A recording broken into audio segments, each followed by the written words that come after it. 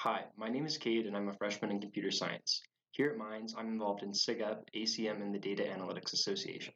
I chose to study computer science because I love solving big problems and being able to work in any industry. I welcome you to the CS at Mines Python video. Today we're going to talk about data types, but first, let's start today's video with a good quote.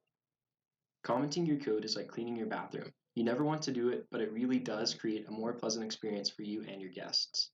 This quote is a good reminder that you want to add comments to your code. Commenting is needed to make it crystal clear what the code you wrote does. Maybe the comment will help remind you what the code does, or maybe the comment will help tell someone else what the code does. Commenting takes time, but it is an international standard practice in coding, so do it. Okay, before we move into today's topic, let's review what you learned in our previous Python videos.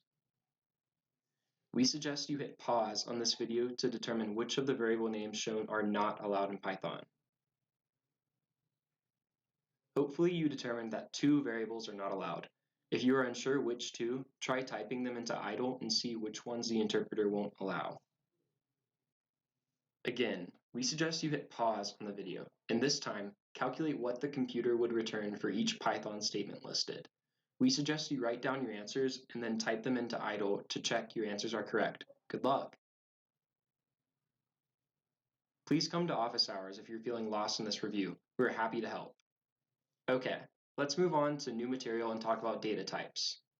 You definitely need to understand data types to be a good programmer.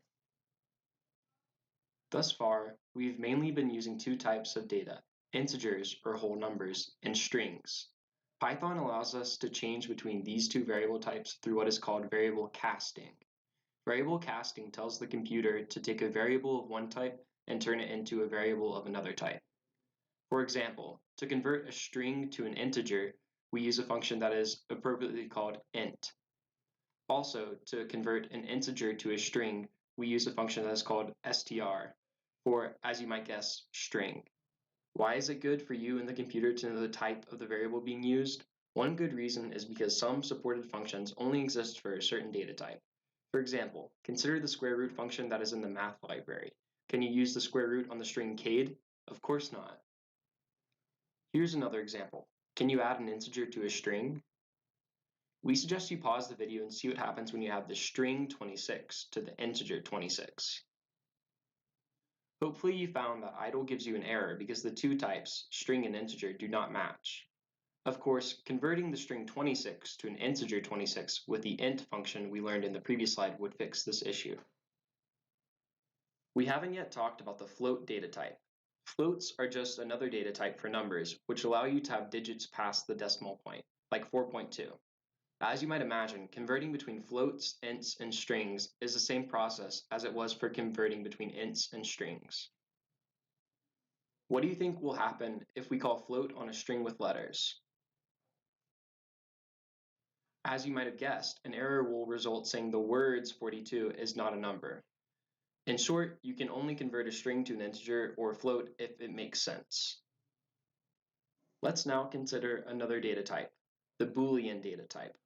Booleans can only be one of two values, true or false. In Python, you can define a Boolean variable just like other data types, as shown in the code snippet here. The last topic that we want to cover today is the len function.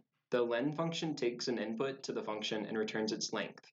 For example, when the len function is called on the string Tracy, the result is 5 since Tracy has 5 letters. As another example, the length on the string hello world is 12. Wait, what? There are only 11 letters, so why did the len function return 12? Because spaces are characters and therefore count towards the length. We hope you now have a good understanding of Python variable types and how to convert between them. We encourage you to practice creating different types of variables in idle, and FYI, you can always check out what type the variable is with the type function.